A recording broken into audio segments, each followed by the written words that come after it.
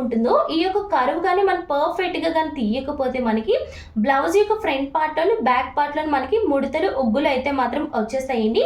ఏదైతే కరువు ఉంటుందో ఈ యొక్క కరువు అనేది పర్ఫెక్ట్గా రావాలి అంటే ఏదైతే సీమ్ అలవెన్స్ ఉంటుందో సీమ్ అలవెన్స్ అనేది వదిలేసుకొని కరెక్ట్గా ఇక్కడ నుంచి ఆర్మ్ రౌండ్ యొక్క డౌన్కి ఎంత ఉంది అని చూసుకొని దాన్ని మనం 2 పార్ట్స్ కింద అయితే ఈ విధంగా సపరేట్ చేసుకొని ఇక్కడ ఒక డాట్ అయితే పెట్టుకోవాలి అండి.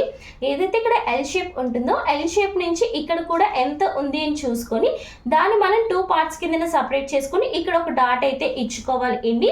అలాగే ఇక్కడ మనం వచ్చేసి 1 ఇంచ్ అనేది ఇచ్చుకొని ఒక లైన్ అయితే గీసుకొని ఈ యొక్క డాట్ ఈ యొక్క డాట్ ఈ యొక్క డాట్ ఈ మూడిటిని కలుపుకుంటూ మనం కరువు స్కేల్తో కానీ ఈ విధంగా కానీ మనం కరువు కానీ ఇచ్చుకుంటే మనకి కరువు అనేది చాలా పర్ఫెక్ట్గా అయితే వస్తుందండి. ఎప్పుడైతే ఈ యొక్క కరువు అనేది పర్ఫెక్ట్గా వస్తే మనకి ఫ్రంట్ భాగంలో ముడతలు ఉగ్గులు రాకుండా అయితే ఉంటాయండి. ఇలాంటి మరెన్నో ఇంట్రెస్టింగ్ టిప్స్ గురించి మా యొక్క ఛానల్ అయితే సబ్స్క్రైబ్ చేసుకోండి.